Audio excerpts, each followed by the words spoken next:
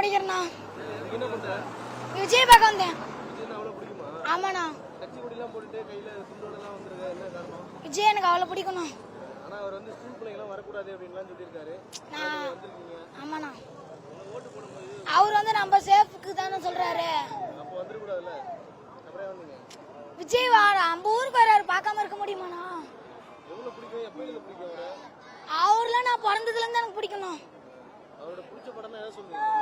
அவரோட பிடிச்ச படம் தான் இதுதானே, பீஸ்ட். பீஸ்ட், லியோ, கோட்டை எல்லா படமும் தான்.